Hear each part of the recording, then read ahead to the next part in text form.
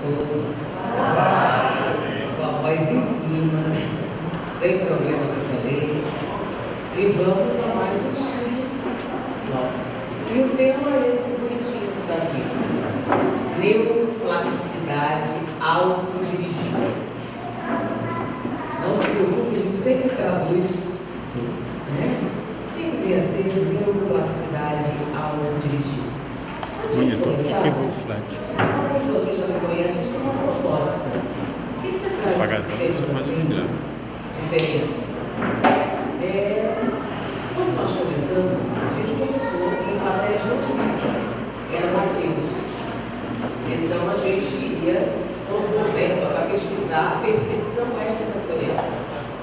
Era da parapsicologia. E íamos pedir verbo e tínhamos que convencer a Deus de que havia percepção extrasensorial. Se a pessoa é ateia e não acredita em Deus e na vida após a morte, você não pode usar o livro dos Espíritos para fundamentar, já que a gente não acredita em Espírito.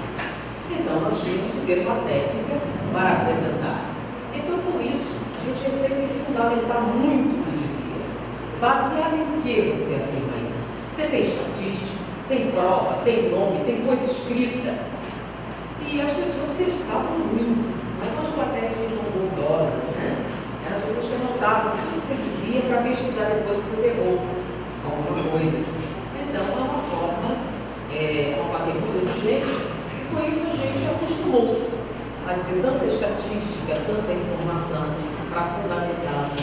Então, não é nosso hábito levantar opiniões. Então, normalmente, a gente associa pesquisas contemporâneas com teses espíritas.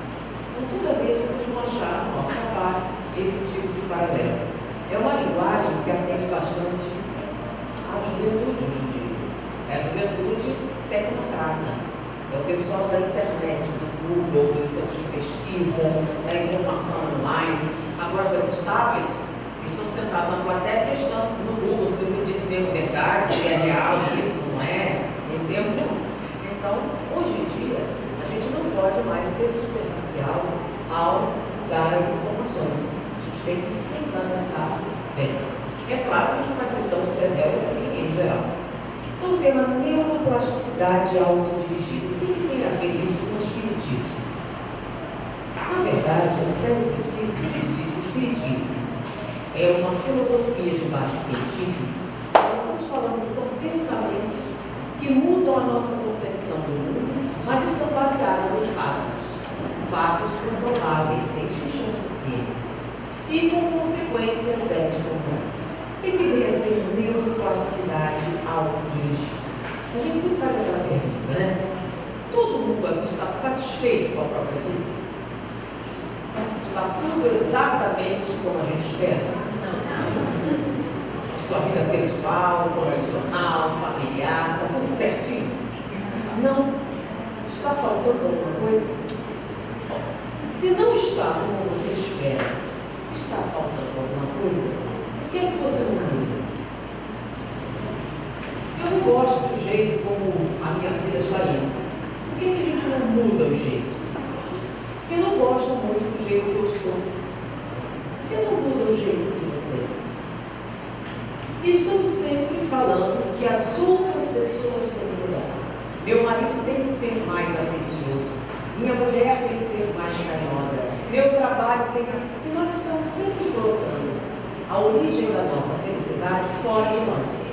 Então, algo externo tem que acontecer para que eu seja feliz. Se meus filhos forem mais assim, se meu marido for mais assim, se minha família for mais assim, as coisas vão mudar. Mas realmente, depende de algo fora de nós, alcance? É fácil mudar? É uma pergunta. É fácil ou difícil? Muito difícil.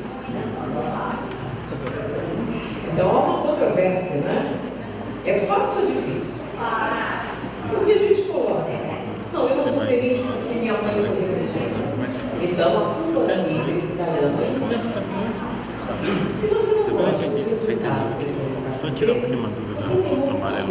Você pode mudar a maneira como você se comporta. Você pode mudar a maneira como você recebe Você pode mudar a maneira como trata as pessoas. Você pode mudar o seu temperamento. Você pode mudar o que você quiser. Se vocês acreditam, nós podemos mudar o que quisermos. Porém, essa discussão é fácil ou é difícil? É fácil ou é difícil? Alguma controvérsia? Sim, porque a psicoterapia, uma série de técnicas, tem por objetivo nos ajudar a lidar com os nossos problemas. E em todos eles se coloca que a base está em quem? Na própria pessoa. Não é algo externo a você, é algo dentro de você. A felicidade não é um lugar onde você chega, é uma maneira de viajar. Então todas as coisas giram ao redor do seu comportamento. Ou seja, se você mudar o seu comportamento, todas as coisas irão mudar. Então, uma base de estudo. Nós vivemos na década de 90, a década do cérebro, quando a ciência se dedicou profundamente a mapear as áreas cerebrais. Eles conseguiram, em grande parte, definir as áreas mais importantes, mais reconhecidas do cérebro. E agora tem sobrado algumas coisas novas. E a moral, onde fica no cérebro? E a vontade, onde ela está localizada? Os seus desejos, suas emoções, em que área do cérebro elas estão localizadas? Com o objetivo de tentar definir isso. A moral tem um lugar no cérebro específico para a moral? Porque houve sempre aquela dualidade, espírito e matéria. O espírito de âmbito da religião e a matéria de âmbito da ciência. E essa discussão sempre foi uma constante. E nunca ninguém entrava um do lado do outro. E a discussão, a moral faz parte do espírito ou da matéria? Então, os materialistas se dedicam a buscar onde estão localizadas, onde está localizada a alma humana, que área do cérebro controla isso, se é um fator físico ou é um fator metafísico. E nessa busca, as últimas fronteiras são essas. Com relação à moral, à vontade, às emoções, está sendo algo muito difícil de se estudar, muito difícil de definir, porque não é uma área específica. Nós sabemos onde é a visão, nós sabemos onde é a audição, nós sabemos a memória, muitas coisas, mas porém, a vontade, onde fica? O seu desejo por determinado tipo de coisa diferente de outra. O objetivo de estudar isso é tentar achar técnicas melhores de permitir que a pessoa o quê? Mude e fique mais satisfeita consigo mesma. Que ela altere padrões prejudiciais de comportamento, padrões autodestrutivos de comportamento, com o objetivo de alcançar a estabilidade ou mesmo a felicidade. Então, esse tema, neuroplasticidade autodirigida. Do que se trata? Vamos traduzir a palavra, né? O que é plasticidade? Plasticidade é a propriedade que alguns materiais têm de se modificar, de ser moldáveis. Então, isso aqui está dizendo que o nosso cérebro é plástico. Deveria ser plástico. Não é elástico, é plástico. O que significa? Gente, não é que é de plástico. Ele tem propriedades plásticas. Ou seja, nós podemos modificar a estrutura neuronal. E nós fazemos isso toda vez que desejamos ou aprendemos alguma coisa. Cada vez que você adquire um conhecimento, você altera a sua estrutura cerebral. Ou seja, o cérebro é plástico. E o que faz essa mudança? A principal fonte de mudança cerebral é o aprendizado. Quando você aprende alguma coisa. E como é que a gente aprende? Quando alguém ensina. Se alguém ensina para você e você aprende, você está mudando suas estruturas cerebrais. Quando você vê algo acontecer e aprende com a experiência, você está fazendo alterações cerebrais. Então, toda vez que nós aprendemos algo por experiência ou por difusão de informação, nós mudamos o nosso cérebro. Só que tem uma segunda palavra nesse meio. Então, a neuroplasticidade é o quê? A capacidade que o cérebro tem de se modificar com o aprendizado. Agora, o que é essa coisa autodirigida? Esta é que é a dificuldade. Porque o aprendizado normalmente é uma coisa de fora para dentro. Então, nós temos experiências de vida, nós temos informação sendo veiculada através de livros, revistas, dos meios todos. Então, ou seja, a informação entra dentro de nós através dos nossos sentidos, que é um mecanismo usual de aprendizado. Porém, o ser humano tem uma característica. É a capacidade de aprender sozinho. Como assim aprender sozinho? Sim, parar e pensar a respeito de um determinado comportamento, analisar a sua utilidade ou inutilidade e então mudar o padrão de comportamento. O nome disso é neuroplasticidade autodirigida. Ou seja, é a capacidade que o ser humano tem de decidir e mudar o comportamento. Decidir e mudar o pensamento. Decidir e mudar a forma com que ele se sente a respeito de qualquer coisa. Isso sem uma interferência externa. Ou seja, você mesmo, sozinho, pela ação da sua vontade, decide mudar. Ou seja, traduzindo livremente, o que é que significa neuroplasticidade autodirigida? Você pode mudar se quiser. Simples assim. Isso é verdade? Nós podemos mudar se quisermos? Sim. E esse ramo da neurociência estuda esta capacidade plástica cerebral. Eles estudaram o aprendizado normal, ou seja, de que maneira nós adquirimos memórias.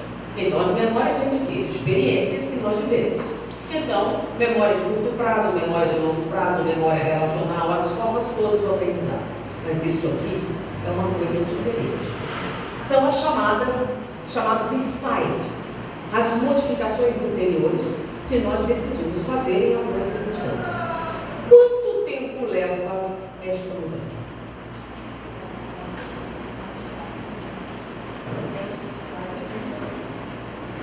Quanto tempo leva uma mudança? Bom, só uma pausa. Não é palestra. Isso já tem até que horas, só para confirmar. Então, é seminário. A ideia de seminário é justamente a gente ter um tempo para raciocinarmos juntos. Palestra, você tem um autor que fala e vocês só escutam. Seminário, a proposta é diferente. É da gente desenvolver o conhecimento. E eu tenho realmente esse hábito de conversar com a plateia. É de dar aula de noite. Se a gente não conversa, eles dormem, então a gente começa a fazer isso. Então, vamos voltar. Quanto tempo leva uma mudança?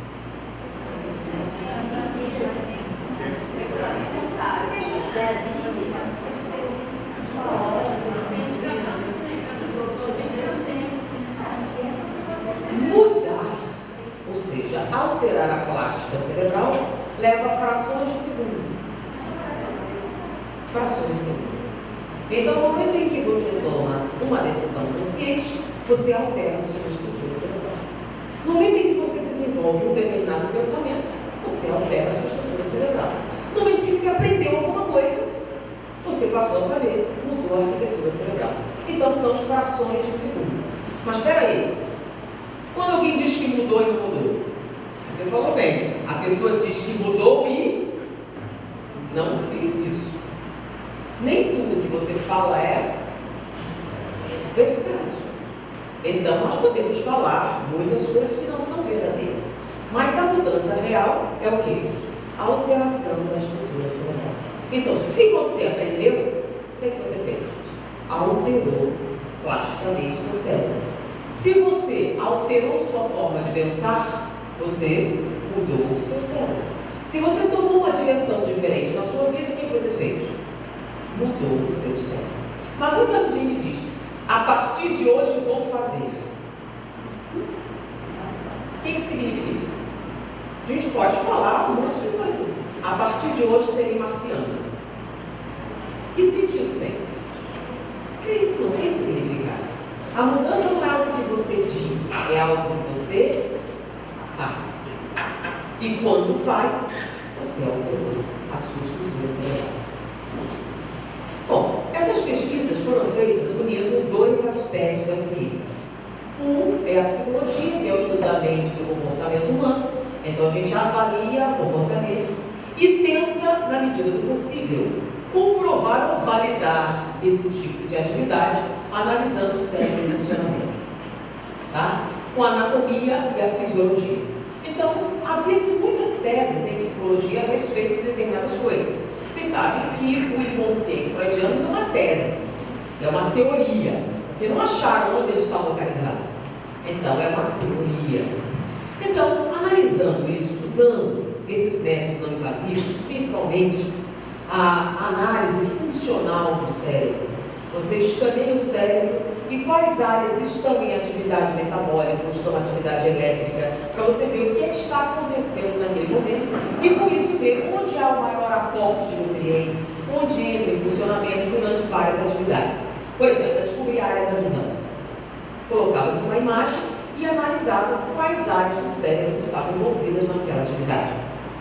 Se recordava de alguma coisa, se lembrava de algo, criava-se algo para tentar avaliar quais as áreas do cérebro envolvidas em cada uma dessas atividades. E, à medida que as pesquisas foram avançando, a gente conseguiu definir muitas dessas áreas. E muitas dessas informações vieram validar teses psicológicas. Então, quando a gente une a psicologia e a neuroanatomia, ou a análise funcional do cérebro, nós temos as chamadas neurociências. Então, juntando vários ramos do conhecimento. Tá? E à medida que isso foi sendo feito, essas conexões novas foram sendo avaliadas. Tá? E se vinculou o quê? O cérebro e a mente. Então, existem áreas cerebrais específicas que envolvem essas atividades. Mas a grande questão, né? A pergunta: é fácil ou difícil mudar? É fácil. Quem acha fácil, levanta o braço. Quem acha difícil? Grande maioria, né? Então, em termos leigos, ganha sempre que mudar é muito difícil. Né? Só que nós mudamos o tempo todo. Quando você tinha 6 anos, a grande mudança que aconteceu na sua vida é que antes você era analfabeto e ao final desse ano você passou a ser o quê? Alfabetizado. É uma grande mudança? Muito grande. Então, cada ano que passa, você tem mudanças significativas na sua vida, em termos comportamentais. Você não sabia de certas coisas, passou a saber. Isso altera o seu comportamento? Altera. Lembra quando você acreditava em Papai Noel e um dia você não acreditava mais? Muda a sua vida? Muda. Então, à medida que nós alteramos as nossas crenças, nós estamos estabelecendo modificações.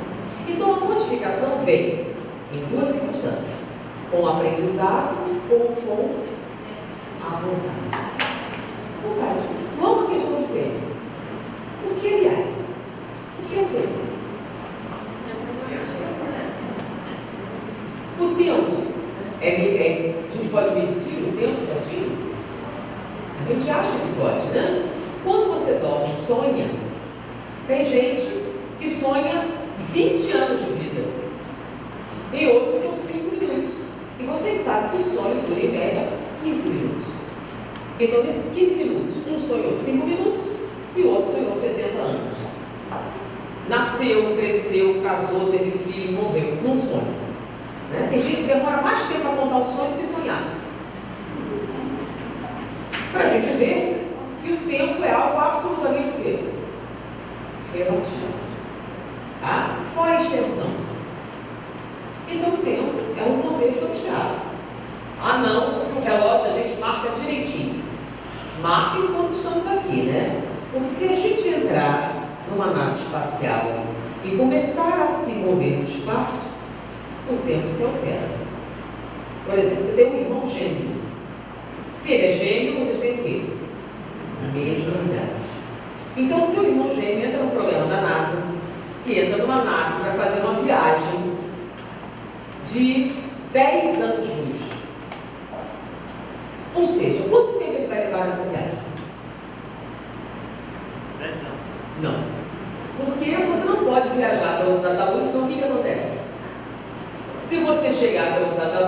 deixa de... Então vai demorar mais tempo. Então não vai ser 10, vai ser mais. Então os 12. Então ele vai e volta. Então nisso se passaram 25 anos. Então quando ele saiu daqui em viagem, você tinha 25 anos. Ele levou 25 anos viajando. Quando ele chegou na Terra, quantos anos ele tem? Se ele tinha 25, levou 25 viajando, quando ele voltar tem quantos anos? Ele tem 50 anos. E você tem quanto? Muito mais. Muito mais. Dependendo da velocidade que ele teve, você pode ter 70, 80, ou pode ter morrido e já reencarnado, enquanto ele estava viajando. Por quê? Porque é um conceito, vocês já viram? Teoria da relatividade de Einstein. Quanto maior a sua velocidade, mais devagar passa o tempo. Então o tempo não é igual para todo mundo. Então seu irmão gêmeo saiu em viagem, vai ter 50 anos, enquanto você tem 70, 80. Então nem o tempo é uma coisa certinha. Mas a mudança. Essa discussão sobre a dificuldade é uma constante. Quantas encarnações você necessita para desenvolver isso ou aquilo? Tem gente até que desenvolve estudos complexos sobre isso, não é verdade? O que é que o livro dos Espíritos diz a respeito? Tem uma pergunta. Pode o homem, mediante os seus esforços, alterar as suas tendências negativas? Sim. Qual a resposta dos Espíritos? Sim ou não? Sim. Sim. E é muito difícil? Não. O que é que os Espíritos dizem? Poucos significativos. Vamos ser mais literais. Mediante um esforço muito insignificante. Não é nem insignificante nenhum. Muito insignificante. O que é uma coisa insignificante? O que é insignificante? Então, o que é muito insignificante? É menos que nada. Ou seja, requer esforço? Caramba, aí é um problema. O livro dos Espíritos diz que requer esforço, que eles dizem? Como não? Eles estão muito textuais. Eles não disseram talvez, quem sabe pode ser. Disseram o quê? Esforço insignificante. Não foram dúbios, talvez em algumas circunstâncias, para algumas pessoas, não. Eles foram bastante literais. Bom, será que ele está errado ou nós estamos errados? Então, lembra o Chico Xavier, que para mim é uma pessoa significativa, diz: no dia em que você ficar na dúvida, o que você faz? Segue Allan Kardec. Então, no livro dos Espíritos é escrito que o esforço é insignificante. Então, eu vou ficar com o ponto de partida de que o esforço é nenhum. Se o esforço é nenhum, de onde vem essa fala sobre, vamos lá, 90% da plateia diz o quê? Já tentaram? Tentaram? Já? Não conseguiram?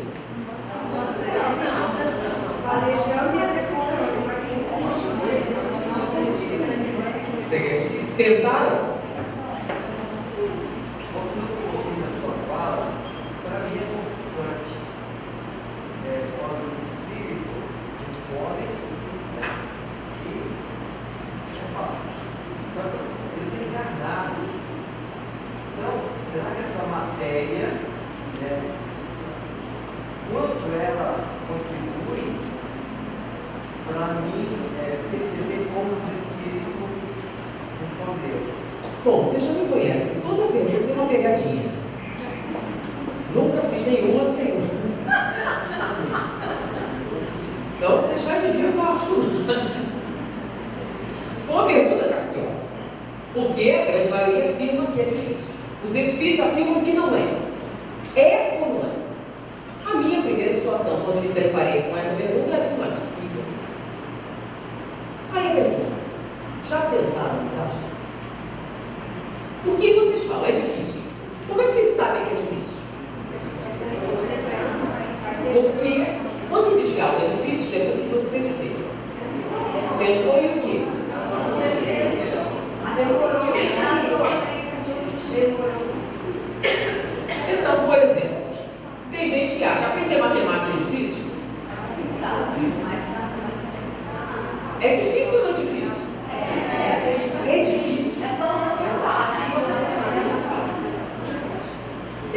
problema não é conceitual a respeito do que é difícil e do que não é difícil?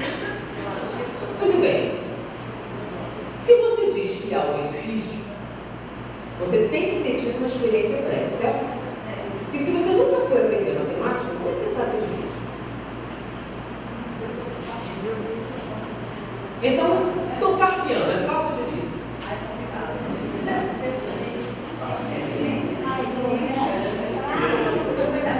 Se é fácil ou é difícil, primeira coisa, quem aqui já tentou tocar piano? Então, 1, 2, 3, 4, 5 pessoas tentaram tocar piano. Então, somente essas 5 podem dizer o quê? Se é fácil ou difícil. E os outros? Vocês não têm o quê? Informação suficiente para afirmar se é fácil ou difícil. Não é verdade? Se você nunca tentou, como é que você sabe que é difícil? Ah, eu ouvi falar.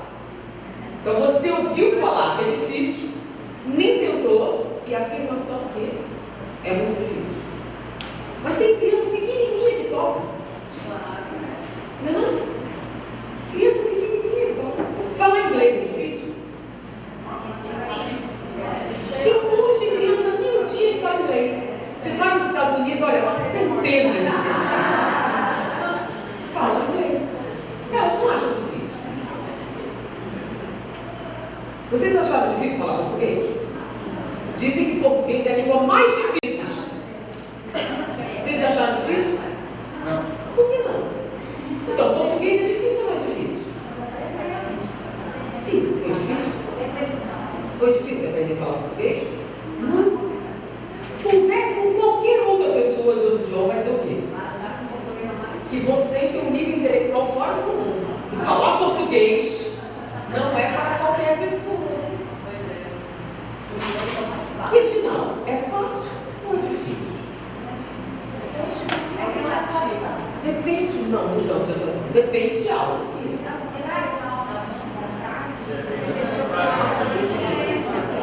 Depende da?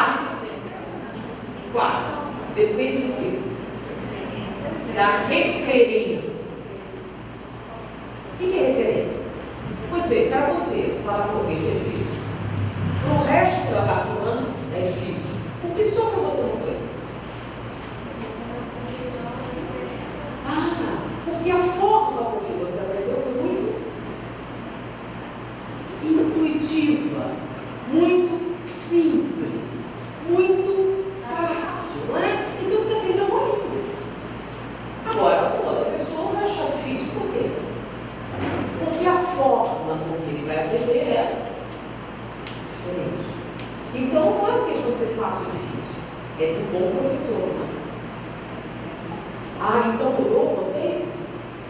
Ficou mais fácil? Ficou mais difícil? Como funciona?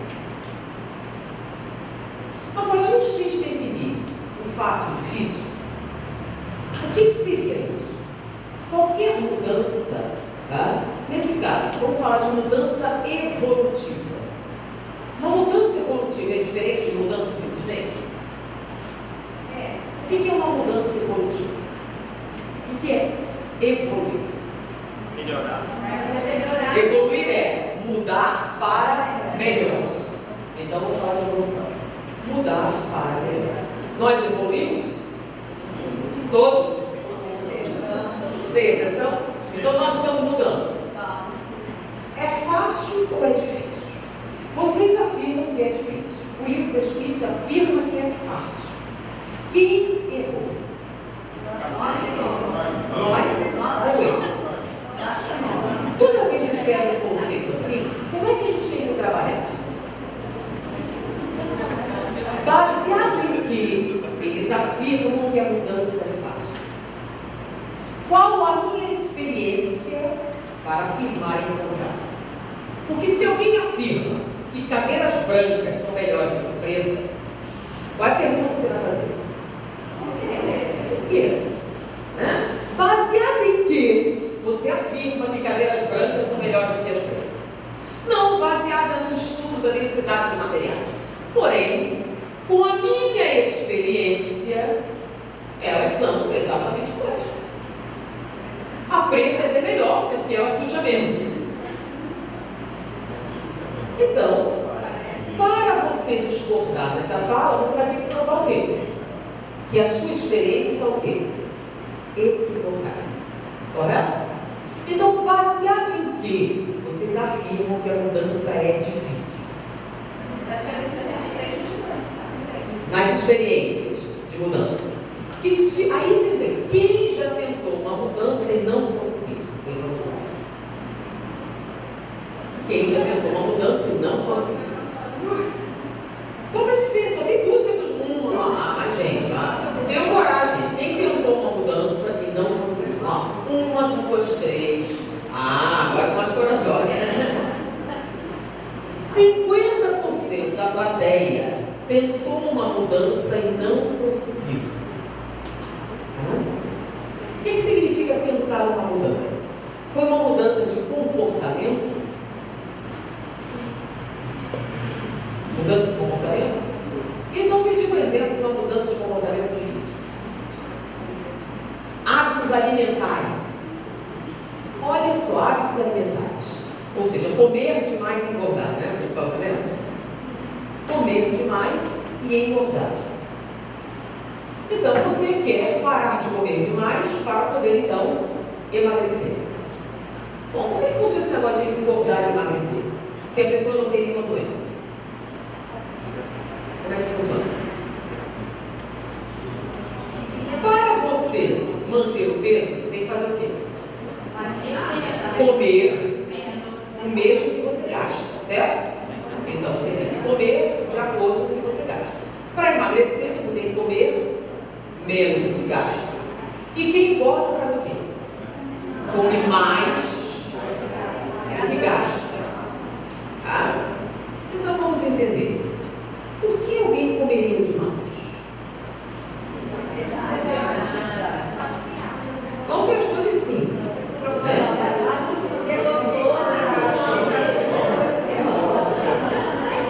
Porque não sabe quando vai ser a próxima refeição. Olha a colocação que ele fez aí. Olha a colocação importante. Porque ele não sabe quando vem a próxima refeição.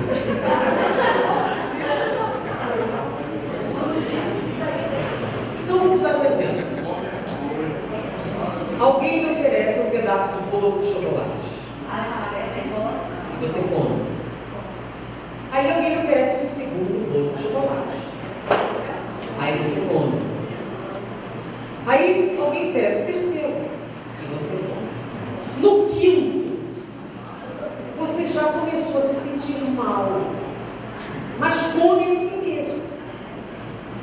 Come até o sétimo, ou seja, você está quase vomitando e comeu 7 pedaços de bolo. Isso é normal? Não é. Por que você diz? Olha só, falta de educação é comer sem oferecer. Comer 7 pedaços de bolo, começar a passar mal no estômago, ter uma dispepsia, deixou de ser falta de educação. Para ser o quê?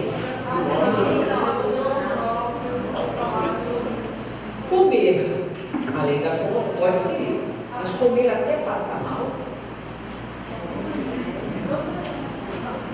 é um transtorno da personalidade. O que é um transtorno da personalidade? É uma alteração do funcionamento normal da mente. É uma doença. Como é que essa doença se instala? Qual o motivo dela se instalar? Um dos principais motivos é uma experiência chamada compensação.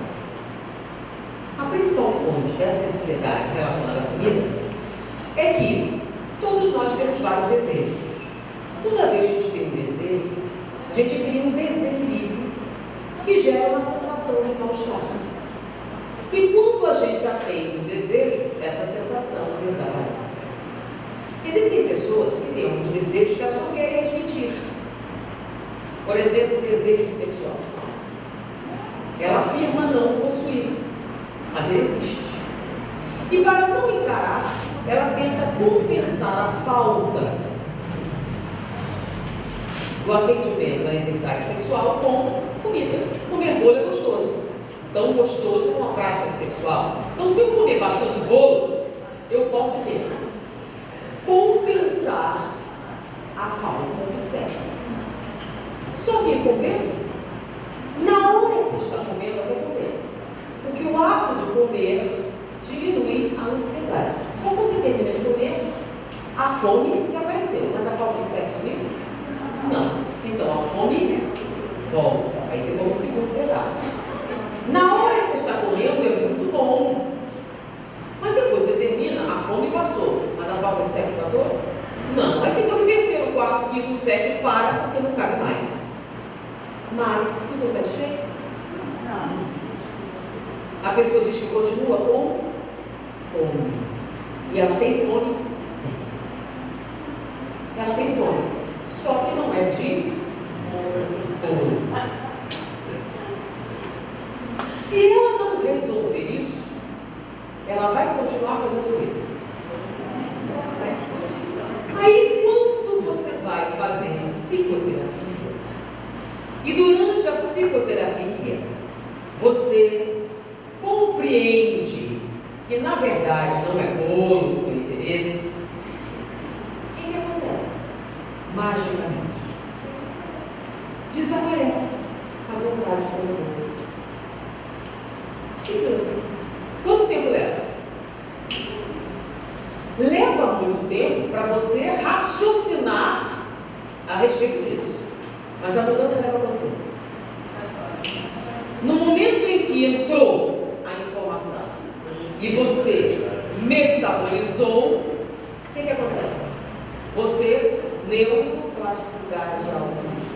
No que entrou, você metabolizou e tomou consciência, o que acontece? Isso acontece na produção de doce. Não é essa. Você pode inventar outra coisa. Não é essa. Você sabe por que Freud ficou famoso?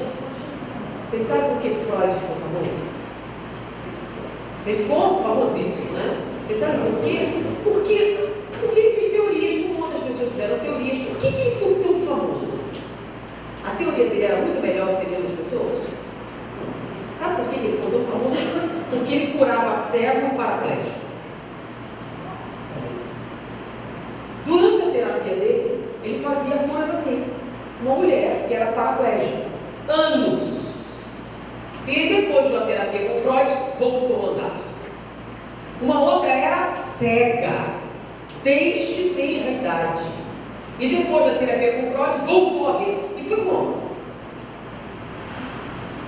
Ele se tornou o quê? Um milagreiro famoso. E muitas pessoas então queriam. Só que era uma cura paranormal que ele fazia? Não. Eram pessoas que tinham cegueira psicogênica, paraplegias de origem emocional. E no momento em que faziam o quê? Se conscientizavam do seu problema, a causa desaparecia e elas foram curadas como? Instantaneamente. Ah, mas uma terapia demora anos. Não. A procura da causa do seu problema pode demorar anos. Mas a cura acontece como? Instantaneamente. Por quê? Porque é o seguinte, eu posso ensinar para você 2 mais 2 é igual a 4. Demora um pouquinho, eu vou explicando. No momento em que você entender, o que aconteceu? Você sabe somar. Quando? Sempre. Vocês sabem somar porque aprenderam a somar. Para vocês desaprenderem, o que vocês precisam? Lesão cerebral, pancada na cabeça. Ah, mas espera aí, na escola eu aprendi sobre o ciclo de Krebs e esqueci. Paulo, você realmente aprendeu sobre o ciclo de Krebs? Sério, aprendeu? Não. O que você fez? Ah, você guardou na sua memória temporária para fazer prova. E assim que acabou a prova, o que você fez? Ah, então você aprendeu sobre o ciclo de Krebs? Tudo aquilo que você esqueceu na escola foi por quê? Porque não foi um procedimento de aprendizagem. Eu não. O livro dos Espíritos diz: requer um esforço insignificante. A gente está tentando discutir se eles estão certos ou errados. Então eu não disse nada ainda. Esse raciocínio que a gente está fazendo, realmente, muitas vezes não são acostumados. Temos que pensar a respeito do que estamos dizendo. Baseado em que você afirma tal coisa? Você tem fundamentos para dizer isso? Então, se toda vez que você afirmar algo, você pensar assim, dificilmente você vai o quê? Errar. Será que isso é certo? Será que não? De onde você tirou isso? Baseado em que você diz isso? Quais são os fatores que você tem para agregar nessa sua verdade? Não tem nenhum? Eu ouvi falar. Eu ouvi falar que um amigo meu escutou de um amigo que esteve perto do Chico Xavier, que era assim. É uma boa base para você afirmar alguma coisa? Eu ouvi dizer de quem? Está escrito onde? Baseado em quê? E a pessoa vai difundindo. Qual é o nome disso? Quando você fala um negócio, você não sabe. Não tem certeza e vai veiculando. Fofoca. Não sei se é verdade. Não tenho certeza se aconteceu. Estou contando o que me contaram. Como é o nome disso? Ciência? Como é o nome disso? Fofoca. Qual é a diferença entre fofoca e ciência? Tem diferença? Qual é a principal? Fundamentos. Então, se você está fazendo uma afirmativa e diz que ela é científica, tem que provar. Fundamentar deve ser fundamento, tem uma ideia boa. Mas se isso é real ou não, você precisa de quê? Provas. Tem que provar. Então você afirma que é difícil. Que provas você tem? Então, vocês afirmaram, é muito difícil a mudança. Que provas você tem de que é tão difícil assim? Aí eu falei, foram experiências reais? Ou foi só algo que você disse? Então, a partir de amanhã, eu vou fazer dieta. Aí amanhã chega e você tentou? Não. Então foi difícil? Não, primeiro. Você nem tentou. A partir de amanhã serei mais paciente. Tentou? Não. Se não tentou, como é que você sabe que é difícil? Então, nós estamos vendo que os motivos que a gente afirma que isso é difícil não são tão sólidos assim. Depende do ponto de vista. A maior parte das coisas que a gente diz que sim, mas não é algo consciente. Por exemplo, existe uma palavra na pedagogia muito importante chamada compreensão. Quando a gente está ensinando, então quem estudou pedagogia ou na área do ensino, tem a palavrinha compreensão. O que é a compreensão de um conteúdo? Como é que você sabe se o aluno aprendeu ou não aprendeu? É só pela memória? Não. Então a palavrinha compreensão, ela está presente. O que significa a palavrinha compreensão? É a capacidade você pegar um conceito que foi aprendido na escola, no contexto, e usá-lo em outro contexto. Ou seja, a capacidade de pegar um conhecimento e usá-lo em situações novas, autônomas e independentes. Significa o quê? Que você compreendeu o conceito ensinado. Então tem gente que aprende a letra, o ABC, mas que não sabe ler. É o que eles chamam de analfabeto funcional. Sabe as letras, sabe gravar, mas não compreende o que lê. O que significa? Ele sabe ler? Então, quando a gente quer fazer algo, o que é que nós precisamos? Bem definido da cabeça, o que exatamente você pretende fazer? É uma mudança de personalidade? é uma mudança comportamental. O que é que você espera conseguir com isso? Você avaliou bem o que você pretende? Você tem uma meta definida? Você pensou a respeito dessa mudança? Ou é uma coisa que você disse com uma metáfora? Um dia eu vou à lua. Muitas pessoas falam sobre a mudança com graça, mas eu vou ser mais paciente. Da mesma maneira, você diria, eu vou passear na lua. Ou seja, tem algum tipo de compromisso? Tem algum tipo de fundamentação? Está baseado em alguma decisão que você tomou? Não, está baseado em desejo. Eu gostaria de ganhar na Mega Sena. Quem não gostaria? Alguém que não gostaria de ganhar na Mega Sena? Eu gostaria de ganhar na Mega Sena. Então, essa frase tem algum significado? Não. É a expressão de um desejo. Agora, eu vou ganhar na Mega Sena é a mesma coisa? Eu gostaria de ser mais paciente. O que isso significa? Sim, é bom que se fala disso. Da mesma maneira que você falaria sobre a Mega Sena. Eu gostaria de ser isso, eu gostaria de ser aquilo, eu queria ser aquilo outro. Tentou. Tem até uma frase, tem uma historinha interessante. Uma senhora da alta sociedade estava assistindo um violinista, considerado o maior violinista da atualidade. Ele fez uma apresentação, uma residência, e essa socialite se aproximou dele. E estou maravilhada com você. Você é um artista magnífico. Eu daria a minha vida para tocar como você. Ele disse, não fala nada demais. Eu dou a minha. Eu treino 16 horas por dia. Então eu dei a minha vida para tocar assim. Então, se você quiser tocar assim, é só fazer a mesma coisa. É muito complicado? Não. Então, ela realmente quer tocar como ele? Não. Foi só uma maneira de dizer. Eu gostaria de tocar piano. Já tentou?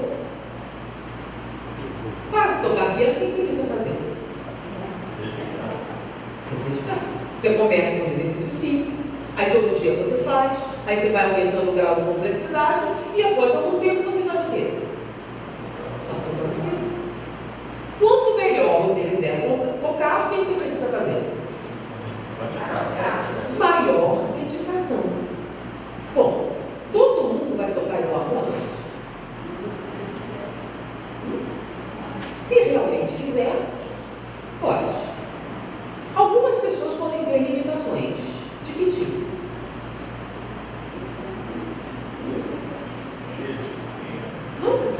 Olha só. Baseado em que você afirma que não? Eu tenho uma série de demonstrações da física quântica que diz que você pode transformar água em vinho.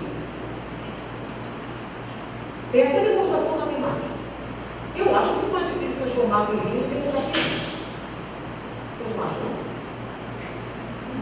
Sim. Sabe o que precisa para a gente transformar água em vinho? E o que precisa para transformar água em vinho? Se você conseguir concentrar a sua atenção tempo suficiente para colapsar a onda, você faz. O problema é que você não crê que pode. Como não crê que pode, você nem tenta. Como você não tenta, não faz. Simples assim. Simples assim.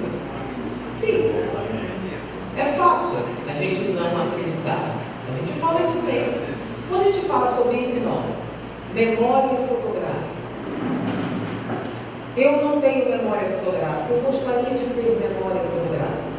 Se a gente coloca alguém em transe aqui e demonstra, a pessoa tem força, além do alcance, uma série de capacidades, aparentemente o quê? Paranormais. São paranormais? Não.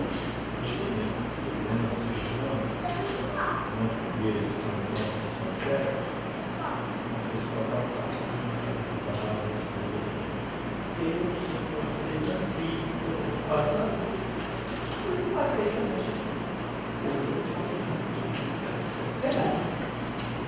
E eu nem entrei nos fatores mais profundos. A gente só está começando. Tem uma frase de Proust que me agrada profundamente. É o que diferencia os grandes homens das pessoas comuns. Ele diz o seguinte: a verdadeira viagem do descobrimento consiste não em ver novas terras, mas em ver com novos olhos. O que é que o cientista, esse especial, faz? Ele olha o que todo mundo vê, porém enxerga possibilidades, enquanto que a pessoa comum enxerga o quê? Impossibilidades, dificuldades. Isto é impossível. Sherlock Holmes, né? Na verdade, o seu autor diz que entre o impossível e o improvável existe um mundo de possibilidades. A única coisa impossível é aquilo que você nunca tentou fazer. Quem não tenta, com certeza, não consegue. Agora, quem tenta tem duas possibilidades: ou consegue ou não. Mas se você não tentar, com certeza, o que nós podemos afirmar? Que não vai conseguir. Então vamos continuar. Aí é uma questão de visão, né? Só um detalhe. A gente está devagando sem informação. A gente fez uma pergunta sobre a mudança. Eu queria evidenciar esse conflito que existe com relação a isso. E é um conflito. São chamadas crenças limitantes. É que a gente começou a trabalhar coisas. Eu falei, o raciocínio chama-se circular, né? Você não sabe. Você fala coisas com significados diferentes que não é o que nós estamos falando. Você está falando que é uma questão de uma visão. Algumas pessoas aproveitam uma situação e outras pessoas deixam a situação passar. Existe um exemplo de duas pessoas foram para a África para montar uma fábrica de calçados. Aí mandou um fax uma semana depois e disse: chefe, aqui ó, todo mundo anda descalço, não dá perto não.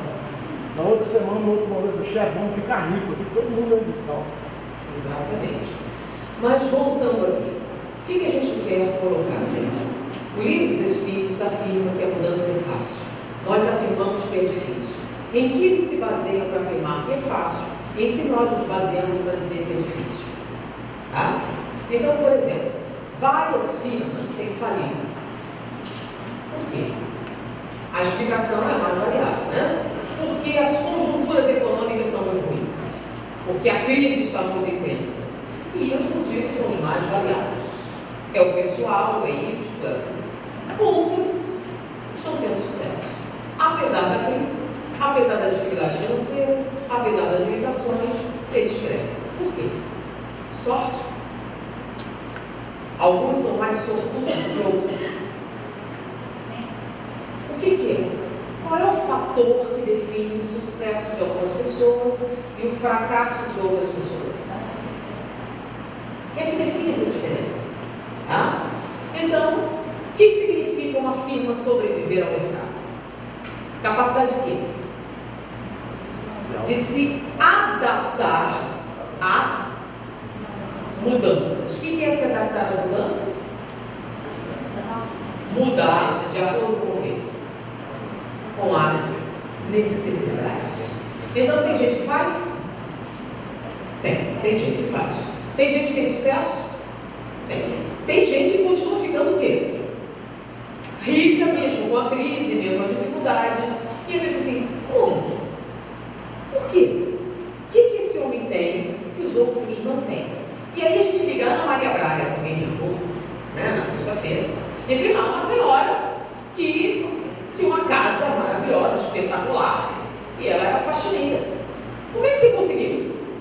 A explicação não foi sexta-feira, mas foi essa semana. E ela explicou: o marido é pedreiro, ela é faxineira, e comprou uma casa maravilhosa, montou um tudo, e ela estava explicando como é que ela fez. Como é que ela conseguiu? Se um monte de outras pessoas não conseguem, o que ela tem que eu não tenho? Os cientistas, eles são muito pragmáticos. Essa coisa de eu creio não vale. O que é que vale? Pode provar? Podemos analisar? Podemos. O que se usa em neurociência? Eu acho que eu sinto, eu tenho a impressão incrível que é isso? Não. Funciona o quê? Então, olha o que a gente diz. O cérebro de uma pessoa de 71 anos é semelhante a uma pessoa de 17 anos, a sua capacidade de fazer novas conexões. E dizem que quando você faz 40 anos, começa a esquecer. Já ouviram isso? Aos 40 anos, sua memória começa a falhar. Já ouviram essa? É tão incrível essa crença que tem gente que quando faz 40 anos já começa a esquecer. A vida sabe começa. Por quê? Porque aos 40 anos é a data limite. Seu cérebro começa a falhar. Só que isto é falso. Falso. Fizeram uma avaliação funcional estrutural do cérebro de uma pessoa de 71 e de uma pessoa de 17 anos. A capacidade de forjar novas conexões é a mesma. Exatamente a mesma. Ou seja, toda a capacidade que alguém de 17 anos tem para aprender, uma pessoa de 71 anos tem de aprender. Ah, mas comigo não é assim. Pense assim. Você está dizendo então que o seu cérebro tem um defeito. Porque o cérebro de todas as pessoas normais é assim. Mas espera aí, por que com 17 anos você aprende mais fácil e com 71 anos não? É um problema cerebral? O seu cérebro começou a falhar? Olha só, uma coisa que eu costumo ouvir. Eu tenho um problema obsessivo muito grande. Toda vez que eu tento ler um livro espírita, me dá um sono tão terrível que eu desisto. É uma obsessão, né? É um espírito malévolo que me impede de ler. Eu queria estudar, eu queria, mas dá um sono horroroso. É um obsessor? Infelizmente, não. Infelizmente é um caso de atrofia cerebral. Peraí, como assim? Se você tem o seu braço e você engessa durante 40 dias, o que acontece quando você tira o gesso? Por que ele está atrofiado? Mas não é o ato de ficar parado. O que é atrofia? Falta de nutrientes. Já que você não usa, a circulação diminui. Para quê? Já que não está usando, eu não vou mandar nutrientes para ele, eu vou mandar para outro lugar. Por medida de economia, ele faz isso. Quando você vai tentar usar, o que você vai sentir? Dor. Porque toda vez que você vai usar o óleo que você não usa, você sente o quê? Dor. No cérebro não há terminais para dor. Então nós podemos cortar o cérebro em pedacinhos e você não vai sentir dor. Porque não existe terminais de dor lá dentro. O que acontece quando falta oxigenação, quando falta nutrientes na área cerebral? Qual a sensação? Sono. Sono. O cérebro é uma bateria que tem 15 milivolts. Quando você começa a esgotar a bateria, você sente o quê? Sono. Aí você dorme e recarrega a bateria. Então o cérebro, como ele tem essa quantidade, ele dá preferência às áreas do quê? Que você usa. Então, com 6 anos de idade, você aprendeu a ler, não foi? Aprendeu direitinho, fez as provas, passou de ano. E agora você usa essa ferramenta que você aprendeu para ler as placas, drogaria, padaria, açougue, mais nada. Tem gente que só vê filme dublado para não ter que ler a legenda. Demora. Então, você nunca mais usou. Se você não usa nunca, o que acontece se você pegar um livro cheio de letrinhas pequenas e muitas páginas e começar a ler? Você está acostumado? Se você não usa, essa área tem o quê? Menos aporte de oxigênio, menos aporte de nutrientes. E quando você for usar, não importa a hora do dia, você acabou de acordar, vai sentir sono. Tá na hora do pai, não importa a hora do dia. É que quando você tenta usar a área, o que acontece? Falta nutrientes, você sente o quê? Sono. Então meu caso é obsessor mesmo. Porque se for um romance, eu leio que é uma beleza. Meu problema é só com o livro espírita. Ainda assim, é atrofia cerebral. Por quê? Porque existem áreas apropriadas para processos emocionais e para processos intelectuais. Então tem livros em que se faz uma identificação eminentemente o quê? Emocional. E nisso é uma determinada área. Tem gente que leu o livro, foi emocionante, chorou e tudo. Como era o nome do personagem? Não lembro. De onde eu morava? Não sei. Se você fizer fizer uma série de perguntas, ele não sabe responder. Ele teve uma percepção apenas emocional do livro e não guardou nenhuma informação de cunho intelectual. Então, se você não exercita essa área nunca, o que acontece quando você vai usar? Some. Então, nem sempre é um obsessor. Como é que a gente faz para superar isso? Da mesma maneira que você faz com o braço engessado. Tirou o gesso, o que você tem que fazer? Fisioterapia, né? E o que é a fisioterapia? Você começa a exercitar. Com o cérebro é exatamente o quê? A mesma coisa. Então você começa a exercitar com textos menores, vai prolongando a atividade, vai aumentando o funcionamento e aí ele vai corresponder às suas expectativas. Com relação ao cérebro, então em neurociência não há nenhuma diferença. Qual é o problema então? Infelizmente, a maioria das pessoas para de aprender novos conceitos em torno dos 30 anos. Você terminou a faculdade, preparou, e agora você vai usar o seu conhecimento. E nunca mais exercita o quê? O aprendizado. Se você não aprende mais nada depois dos 30 anos, o que acontece quando você tem 40?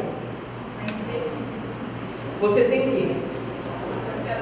Dificuldade em estabelecer novas conexões.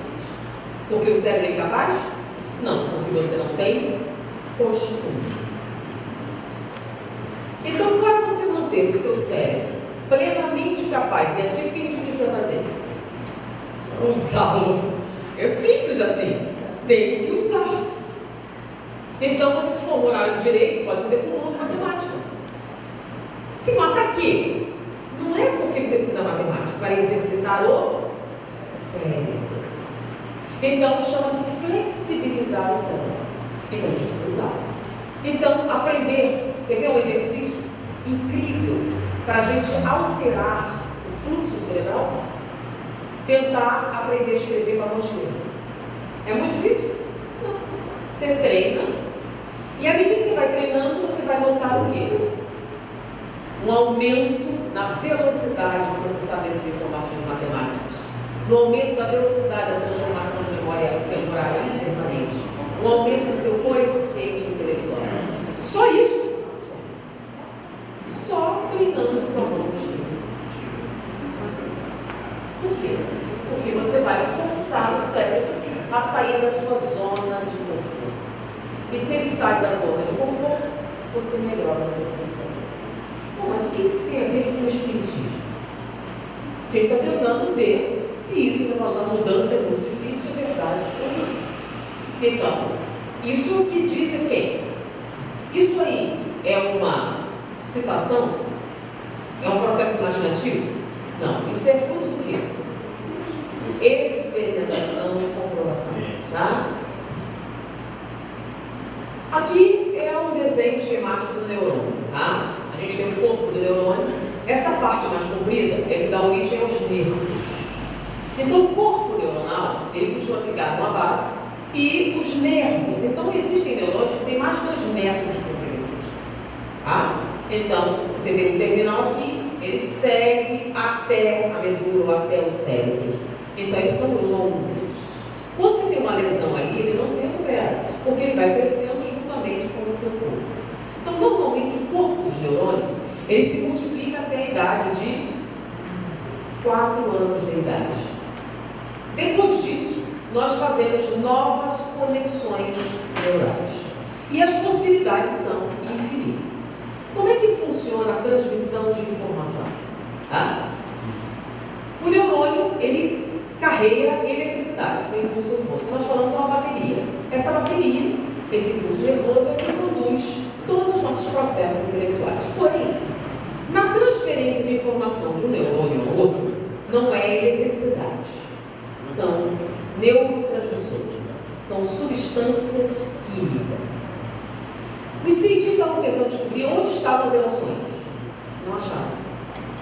Eles acham que está sua memória, sua visão, sua audição, Mas onde estão as emoções? Não acharam. Por quê? Porque as emoções não estão num local.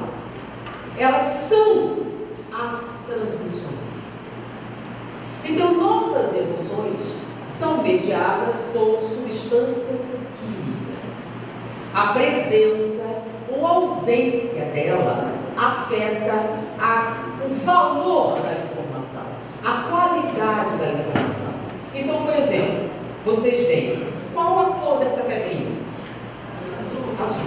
Essa é uma informação aqui, intelectual. Para vocês darem essa resposta, vocês vão usar a visão, vão usar a memória, vão usar tudo que você aprendeu. Azul. Essa cor de azul é bonita ou não? Já não é uma resposta do quê? Você pode perguntar para o computador quantas gamas de azul tem. Ele vai responder. Você pode perguntar qual é a mais bonita. Ele pode responder?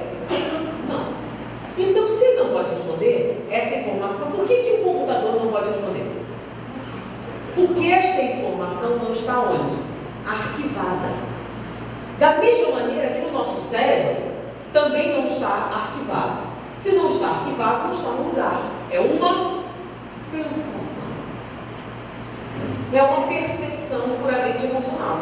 Esse azul é mais bonito do que esse verde. Este branco é mais repousante. Eu gosto mais dessa pessoa do que daquela pessoa. Então, essa percepção, ela é de natureza o quê? Emocional. Se é emocional, vamos só fechar o pensamento. Vou abrir uma pergunta. Né? Como é que funciona esse processo emocional? Então, isso aqui é um desenho esquemático de como seria a sinapse. Tá? A informação está vindo, então, a cor azul, que cor é essa? Então, a informação está vindo pelo neurônio. Chegou aqui, você vai transmitir para outro neurônio, você responder qual é a cor. Quando você está transmitindo, você tem determinados neurotransmissores que vão mediar essa resposta. Tá? Dependendo da concentração de um tipo ou de outro, você terá uma sensação com relação àquela cor, por exemplo. Olha só troca aqui, onde está escrito dopamina, troca com serotonina, tá? Dopamina em cima, serotonina embaixo. Nós atualmente temos conhecimento de 72 neurotransmissores. Sabemos mais ou menos para que servem 30. E com certeza 7. Mas, funcionalmente mesmo, esses são os principais. Noradrenalina, serotonina e dopamina. Tem outros, mas não esses 3. Como é que eles funcionam? A noradrenalina, ela é responsável pelo sistema simpático, pela ação e pela vigilância. Quando há a presença de noradrenalina numa neurotransmissão, nós temos o quê? Maior acuidade mental com relação àquela informação. Nós temos uma coisa ativa com relação àquela informação. Tá? A gente se prepara para a ação. Quando a serotonina está presente, ela controla o quê? O sistema parasimpático, que é o controle do impulso e do sono. Dopamina. Ela diminui o estímulo. Ela freia os excessos. Enquanto a noradrenalina acelera, a dopamina freia. Enquanto a noradrenalina é ação, a dopamina é o quê? Controle. Então são ações o quê?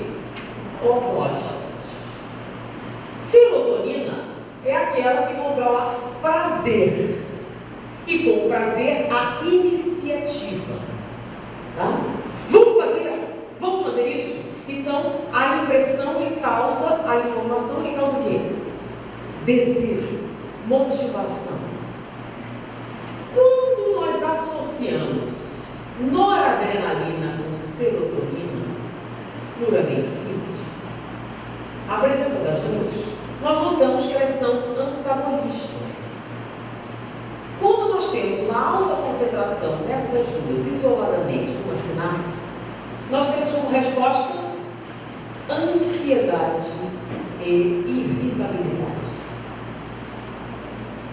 Quando nós temos a noradrenalina com a serotonina, a iniciativa. Com ação você tem o quê? Motivação. E quando você pega serotonina com dopamina, você tem o quê? Agressão, sexo e apetite.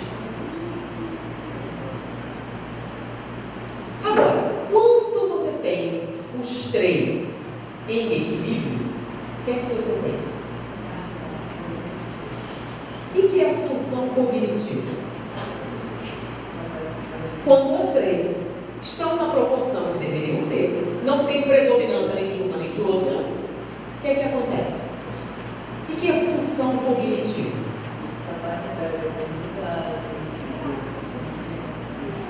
Razão. Você tem predomínio da razão sobre o quê? A emoção. Então, suas decisões estarão baseadas em quê? Nas proporções das coisas. É mais vantajoso ou menos vantajoso fazer tal coisa? Eu ganho mais ou ganho menos em determinada atitude? Qual? Então, quando você tem o equilíbrio dos neurotransmissores, quem domina a ação é o quê? A razão. Quando você tem predominância de qualquer um dos outros, você terá ações, por exemplo, esse copo está meio cheio ou meio vazio? Depende. Meio cheio ou meio vazio? Se você está de bom humor, está meio cheio. Se está de mau humor, está o quê?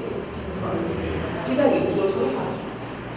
Ele não está meio cheio, também não está meio vazio, está o quê? Pela metade.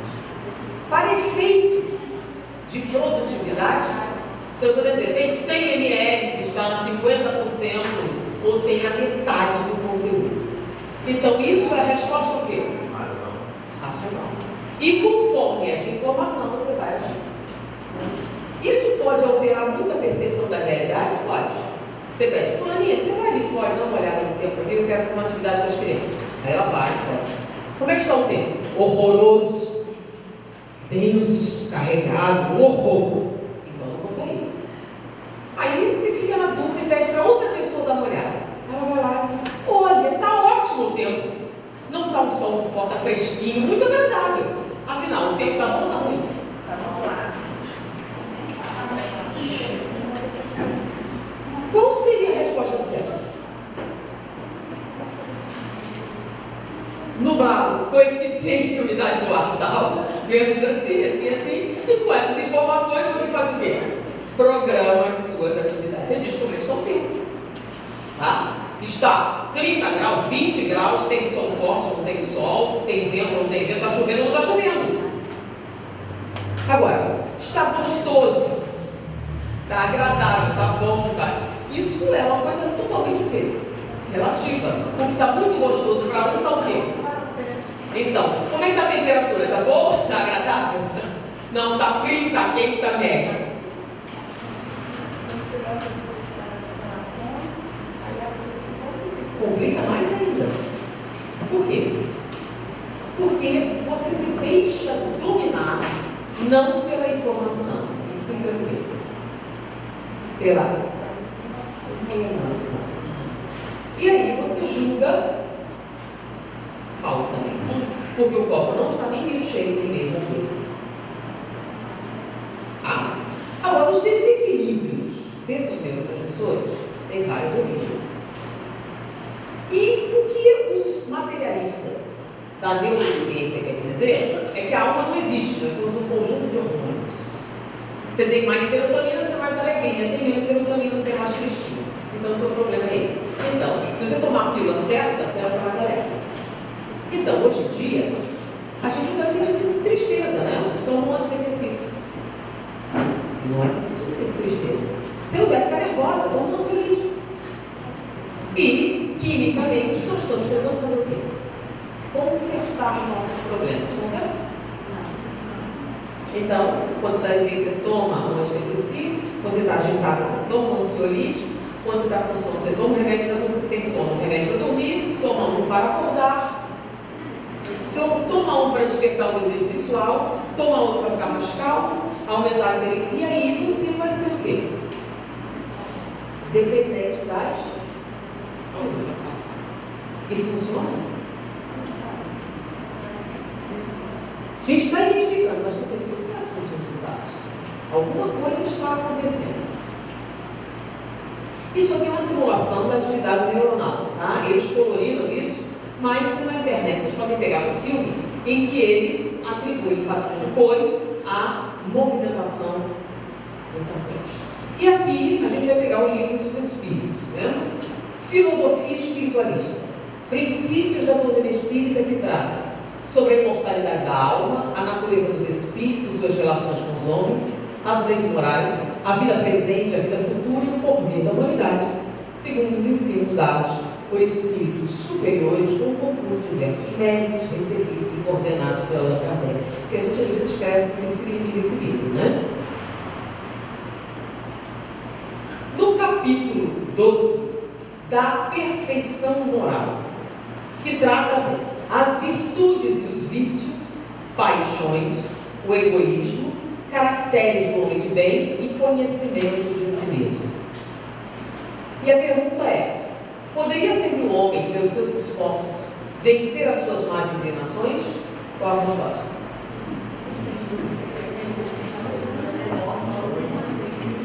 O que é que fala? Vontade. Não é uma questão de força de vontade. É vontade. Ou você tem vontade, ou não tem vontade. Não tem vontade fraca e vontade forte. Tem. Quem tem vontade e quem não tem vontade. Então, o esforço é insignificante. Qual é a nossa limitação? Quando você diz que vai mudar, você só diz. O ato de mudar é um processo ativo. Agora vamos analisar. Isso aqui é de André Luiz, o livro Missionários da Luz. É muito lento e difícil a transição entre a animalidade grosseira e a espiritualidade superior. Nesse sentido, há sempre entre os homens um oceano de palavras e algumas gotas de oceano. Então o problema não é o que? A mudança. O problema é o quê? Vamos fazer, vamos sim, se eu concordo, sou a favor, vamos nessa. Realmente é necessário, é extremamente importante, eu preciso voltar.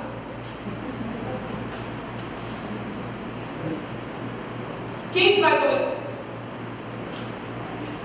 Eu apoio. Tem uma palavra aqui no Brasil não se usa muito: direitos civis. Né? É muito usada nos Estados Unidos. Foi a base do movimento da igualdade racial nos Estados Unidos, que é uma atividade muito importante. Então, nos Estados Unidos, havia o quê? O racismo ativo, bastante significativo. E havia casos assim importantíssimos, como nos Estados do Sul, e particularmente em um determinado estado, em que os ônibus circulantes tinham uma placa. As pessoas entravam no ônibus. Do meio para trás, os negros poderiam se sentar. Do meio para frente era somente para brancos. E aconteceu um fato. Uma senhora, que era faxineira, 63 anos, trabalhou o dia inteiro em intensa atividade braçal. Chegou o horário dela voltar para sua casa. E ela pegou um ônibus, porque ela morava numa região distante. Quando ela entrou no ônibus, do meio para trás ele estava lotado. Mas do meio para frente havia inúmeros lugares livres. Ela trabalhou o dia inteiro. Tinha idade. Estava cansada. E os bancos estavam vazios. Ela não teve dúvida. Sentou-se nos bancos vazios. E o motorista disse: esse não é seu lugar. Sente do meio para trás. Mas não há lugares disponíveis. Então viaje em pé. Esses bancos são somente para brancos.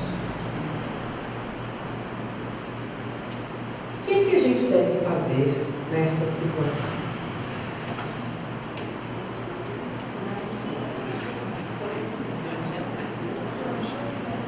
É uma coisa que pode acontecer? Não aconteceu. Isso é um fato histórico. Muito bem. Como ela não quis se levantar, o motorista parou o ônibus e ela teve que descer. E ela foi reclamar com James Farmer Jr., que era um dos articuladores do movimento da igualdade racial. Então ela foi reclamar do que aconteceu. James Farmer Jr., então, convocou a população para a seguinte experiência: de hoje em diante, nenhum negro irá utilizar as companhias de ônibus que praticam a segregação racial. Uma greve. Nenhum usuário de ônibus irá usar as empresas que pratiquem a segregação racial. Só que tinha um problema. Os ricos andam de automóvel. Quem usa os transportes públicos são principalmente quem? E na cidade a maioria pobre era negra. Eram os negros que sustentavam as empresas de ônibus. Então, eles se reuniram. Aqueles que participavam do movimento faziam votações para ajudar as pessoas andavam a pé. E ninguém mais pegou ônibus que praticasse a segregação racial. Depois de 3 meses, com a queda virtualmente enorme do quê? Do faturamento, o que foi que as empresas de ônibus fizeram? Eliminaram a segregação racial. Então a mobilização funciona? Mas o que a gente precisa? Então nós temos situações injustas nessa cidade? Tem uma atitude bastante simples diante de uma injustiça. Por exemplo, a falta de saneamento básico num determinado bairro. Quantas pessoas mais ou menos estão nessa sala? Quantas cadeiras são? Então, 100 cadeiras. Então, mais ou menos 90 pessoas. Se 90 pessoas aqui começarem a escrever todo dia, quanto custa uma carta social? 10 centavos. Acho que é menos, hein? 10 centavos. Se todos os dias essas 90 pessoas escreverem uma carta para a prefeitura para reclamar da falta de saneamento básico num determinado bairro da cidade, 30 dias depois, quantas cartas serão? 27 mil. Se no segundo mês continuarmos com a mesma campanha, 6 meses depois, quantas cartas seriam? Chamaria a atenção de alguém? Nós podemos fazer a diferença? É muito caro, muito difícil, muito complicado, muito sacrificial. Podemos fazer? Por que não fazer?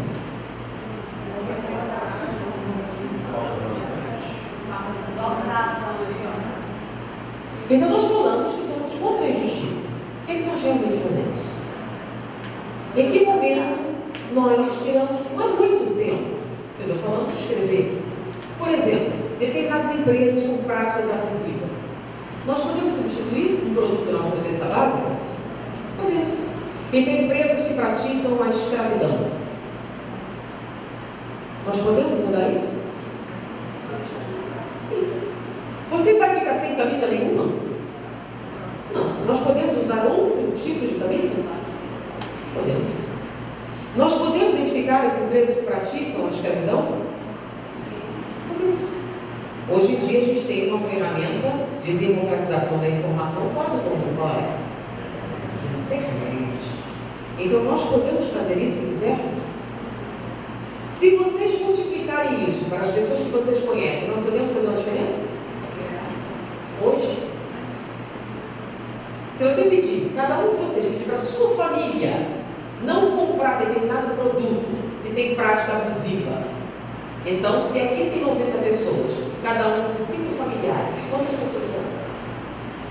Se nós pedirmos para esses familiares para produzirem informação simples, conversando e insistir todo dia, nós podemos ver a diferença e pensamos, nós estamos deixando de comprar esse produto porque ele tem práticas abusivas, racistas.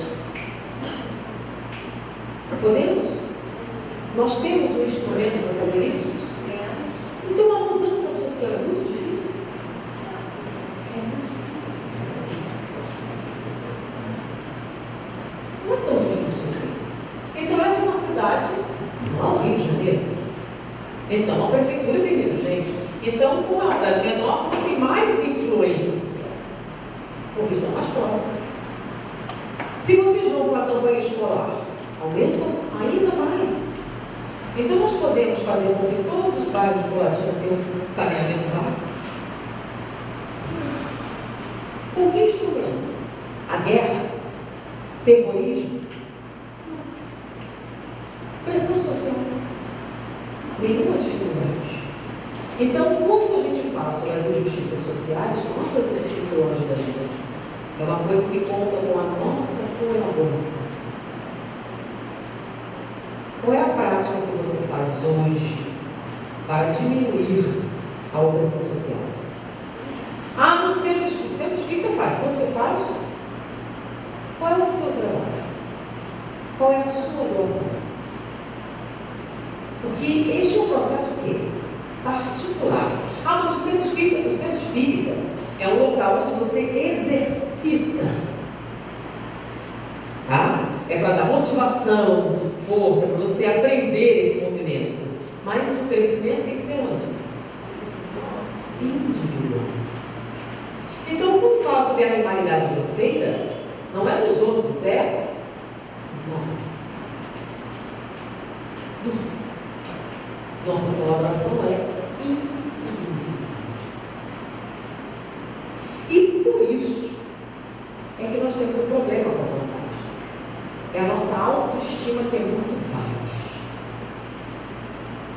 Porque quando você olha no espelho, você pode enganar muita gente, mas quem é que você não engana? Então você olha no espelho e diz que não vale muito. Você sabe. Como você acha que não vale muito? Quando alguém diz que você vale, você não acredita no amor, não acredita na amizade, não acredita na solidariedade, não acredita em nada.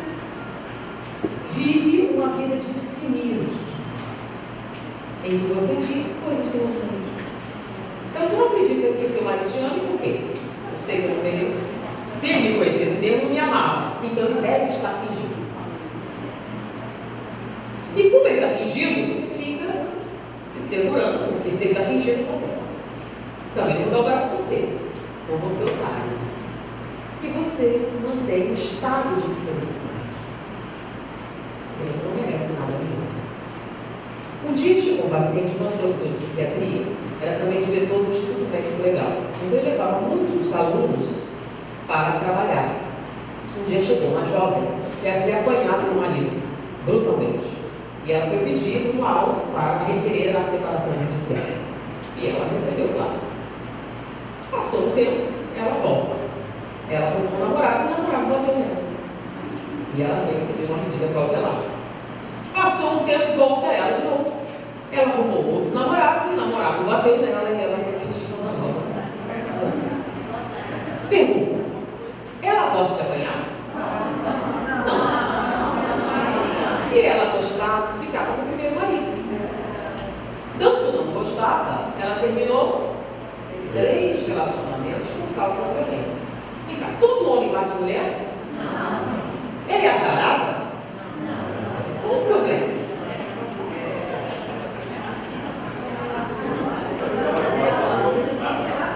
É Deus?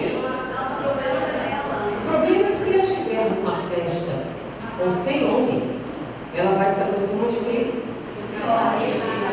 Daquele que tem o perfil que ela acha que merece.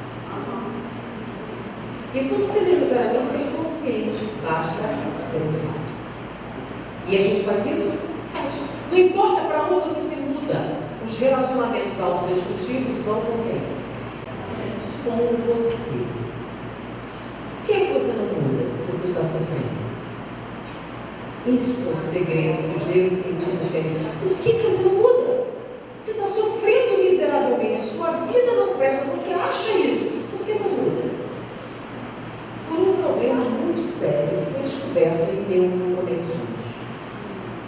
Então vamos imaginar aqui. Deixa eu passar só um pouquinho, gente. Porque, por incrível que pareça, o tempo vai.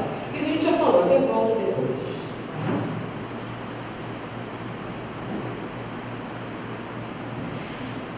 Quando eles estavam analisando, existe na região do cérebro uma região responsável pela recompensa. O que é recompensa?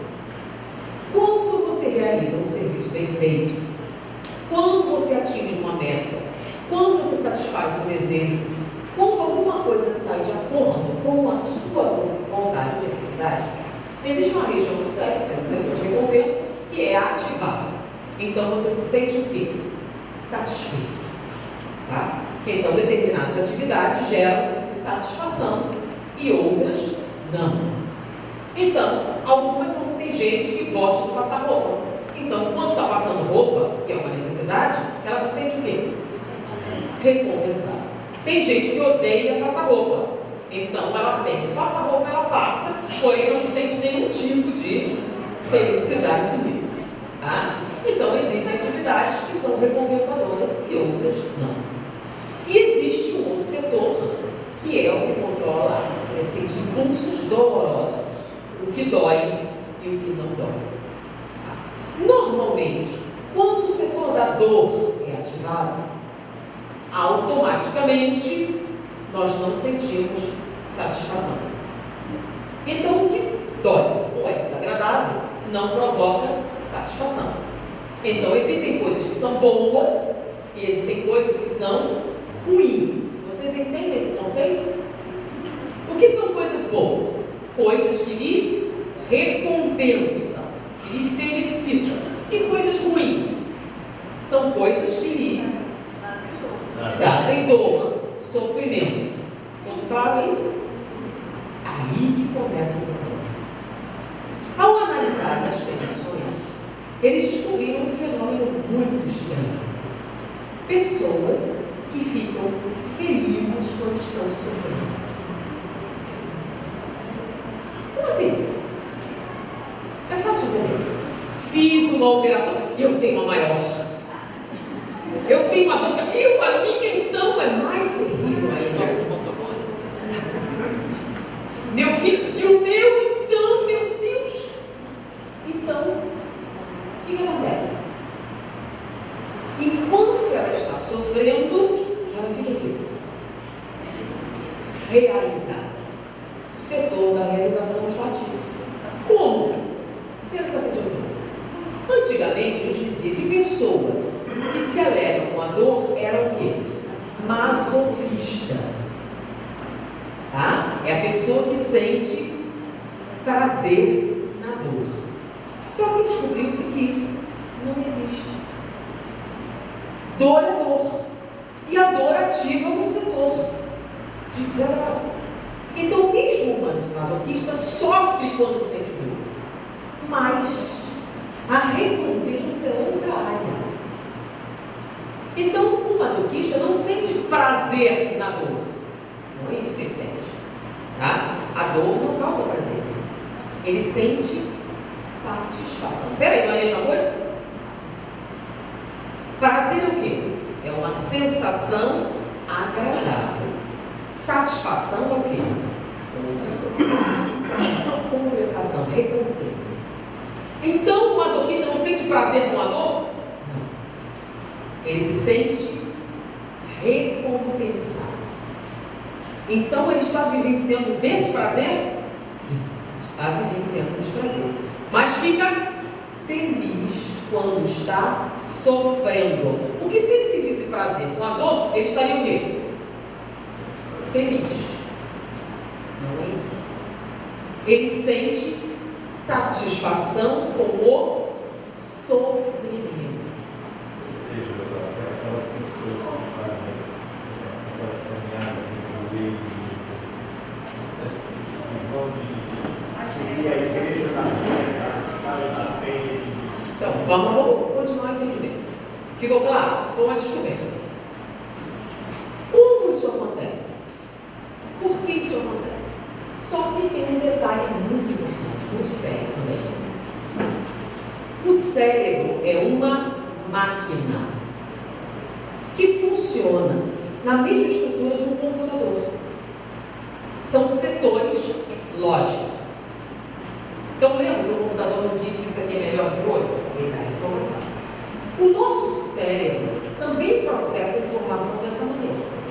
O que dão as nuances são os transmissores. Mas a informação é uma só. Então, tanto no computador como no cérebro humano, a informação ainda é verdadeira ou falsa, certa ou errada, ainda é binária. Como é que pode, então, você se sentir realizado ao sofrer? Por quê? Sofrimento é ruim, prazer é bom. Existem coisas que são boas e existem coisas que são ruins. Vocês entenderam o conceito? Este é um conceito lógico. Quem controla o nosso setor lógico? Lobo frontal. O lobo frontal é a área que controla nossas decisões conscientes. Nossas decisões conscientes são baseadas no quê? Em informação. Lógico. Isso é bom, isso é ruim, isso é necessário, isso não é necessário. E você raciocina, você aprende, você seleciona o que é mais, o que é menos importante. Então, todos esses processamentos lógicos são feitos por quê? Pelo lobo frontal. Quando este circuito que nós falamos, chamado culpa-recompensa, é ativado, automaticamente, para ele funcionar, você tem que desligar o lobo frontal. Por quê? Porque os dois são incompatíveis. Ou você tem lógica, ou você não tem lógica. Ou você raciocina, ou você não raciocina. Você não pode ser e não ser ao mesmo tempo, correto? Então, para o setor culpa-recompensa ser ativado, automaticamente o que você precisa?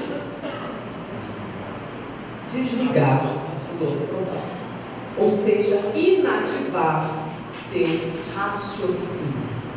Ou seja, quem faz isso não tem mesmo lógica, porque não está raciocinando. Porque se raciocinasse, o que aconteceria? Ele bloquearia o setor culpa-recompensa e seria impossível você ficar feliz quando está sofrendo. Porque não tem lógica. Começaram a entender? Mas por que você fica feliz quando está sofrendo? O nome do circuito é culpa-recompensa. O que é culpa? Culpa significa literalmente eu mereço sofrer. Se você merece sofrer, o que é que você precisa? Sofrimento. Se não estiver sofrendo, o que você vai fazer? Vai procurar por ele para atender a sua necessidade de sofrimento. Então você vai procurar alguém que vai te machucar. Você vai procurar uma situação que vai lhe causar desconforto. Você vai procurar vivenciar algo que lhe aflija, algo que lhe cause dor, algo que lhe destrua o corpo, a mente, o espírito. Porque você acha que merece. E quando você está fazendo isso, o que você não está fazendo? Raciocínio. Porque quem raciocina não faz isso. Então, muito bem. Entenderam o circuito culpa-recompensa, como funciona? Quem não entendeu? É um circuito. Quando esse circuito está ativo, você fica feliz quando está sofrendo. E para isso acontecer, você não pode ver. Qual é a base da psicoterapia?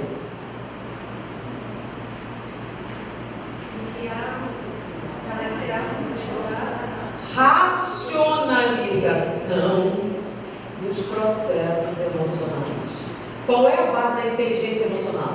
A consciência de suas emoções na hora que elas acontecem. Se você racionalizar seus processos emocionais, eles magicamente deixam de existir. Por quê? Porque é um conflito entre vias. É como se tivesse uma saída. Se ela estiver sendo usada para isso, não pode ser usada para aquilo. É uma incompatibilidade neurológica. Logo, mudar é fácil. O que é que você precisa? O que é que você precisa? Raciocinar os seus processos emocionais. Não é, eu quero fazer isso. Não. Por que eu estou infeliz? Por que estou buscando situações que me deixem infeliz?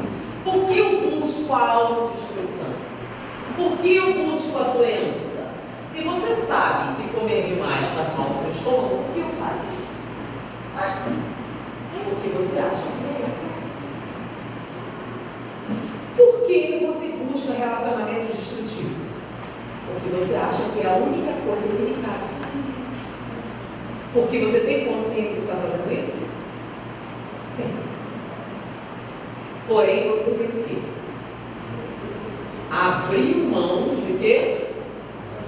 De raciocínio para abraçar a culpa e a recompensa. Começou a ficar mais claro a questão dos espíritos? Então, o problema é eu serei feliz quando conquistar aquela mulher loura. Aí você chega e conquista. E não ficou. Ela não é loura o suficiente, é uma mais loura. Não foi? Será que é morena? Ou ruiva? Será o quê? E não acha. E nessa busca você só procura quê? Processos autodestrutivos.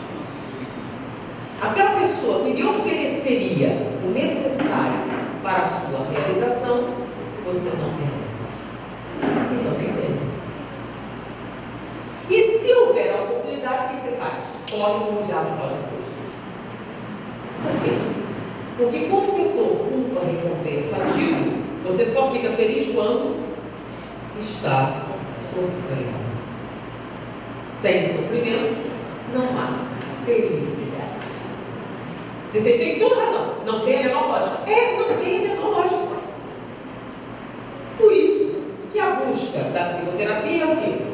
Lembra? Mas por quê? Mas por quê? Mas como? Mas em que circunstância? E você tenta fazer o quê? Racionalizar os processos emocionais. Quando você entende por quê? Meu Deus, estou fazendo isso? Parar de fazer.